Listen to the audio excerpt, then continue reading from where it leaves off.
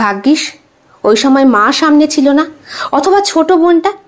ও তো খেলার ছলে ঘরে ঢুকে পড়তো যখনই রমাকে কোনো মাস্টার পড়াতে আসতো। যদিও সপ্তর্ষির সাথে সোমার সম্পর্কটা আরো বেশি হৃদ্যতাপূর্ণের। প্রায় দিন চকলেট আসতো আর আসতো খেলনা। রমা আর সোমার মধ্যে বয়সের ডিস্টেন্সটা অনেকটাই বেশি। আচমকা জড়িয়ে ধরে রমার ঠোঁটে নিজের পুরুষ্ট ঠোঁট রাখার সঙ্গে সঙ্গে রমা কেঁদে ফেলে। সপ্তর্ষি তাকে থামানোর জন্য তখন ব্যস্ত হয়ে পড়ে। এরপরে তাকে আরো শক্ত করে বুকের মাঝে চেপে বলে, তোকে যে বড্ড ভালোবেসে ফেলেছি রে পাগলি, তুই বুঝতে পারিস না? তুমি আমায় ভালোবাসো? হ্যাঁ, কিন্তু আমি তো শুনেছি তুমি আমাদের পাশের পাড়ার কোন স্নেহাকে ভালোবাসো। সব মিথ্যে কথা, ওকেও আমি তোর মতো পড়াতেই যাই। আচ্ছা তুই বল, স্টুডেন্ট আর ভালোবাসার মানুষের মধ্যে পার্থক্য হবে কখনো এক হয় বল? ও আমার স্টুডেন্ট আর আমি, তুই যে আমার ভালোবাসা। তোকে আমি পদ্ম ফুলের মতো আগলে রাখবো। ঠিক যখন সময় হবে তখন টুপ করে তোর সুপ্ত মধুটা খাবো। লজ্জায় লাল হয়ে গিয়েছিল রমা, কিন্তু মুখ ফুটে কিচ্ছু বলতে পারেনি। ওই দিন সারা রাত ঘুম হয়নি ওর।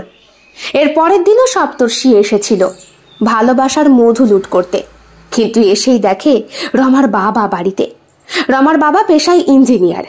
6 মাস 9 মাসে যখন আসতেন তখন প্রায় মাস খানেক থেকে যেতেন। এবারও ঠিক তাই হলো। আর 1 মাসের মধ্যে প্রবল বিরহ যন্ত্রণা সহ্য করতে হয়েছিল সপ্তর্ষিকে।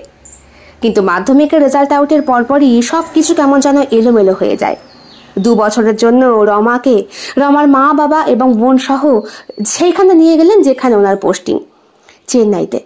অত দূর থেকে যাতায়াত করাটা অসম্ভব ব্যাপার ওনার। এদিকে ফ্যামিলি ছাড়া উনি থাকতে পারেন না।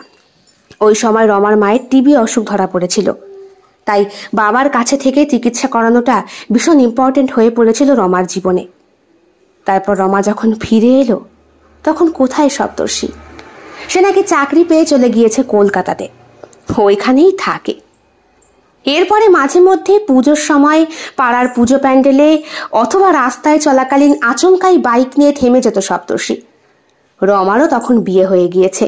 সিঁদুর পরে শাঁখা পরে তার মুখশ্রী গিয়েছে সম্পূর্ণ বদলে। সপ্তর্ষি বলেছিল, কেমন আছো? ভালো আছি, তুমি? এই চলছে। শুনলাম তোমার নাকি ছেলে হয়েছে। হ্যাঁ ওই তো। আর এটাও শুনলাম স্নেহাকেই নাকি বিয়ে করেছো। তোমার সঙ্গে নাকি ওর দীর্ঘ 10 বছরের ভালোবাসার সম্পর্ক ছিল সপ্তর্ষিতা। সপ্তর্ষির মুখটা কালো হয়ে যায়। রমা কাছে এগিয়ে গিয়ে বলে, আমাকে এটো না করলেই পারতে। মানে? কিছু না, আসি। হ্যাঁ, ওই পর্যন্তই কথা। তারপরে আর দেখাও হয়নি, কথাও হয়নি।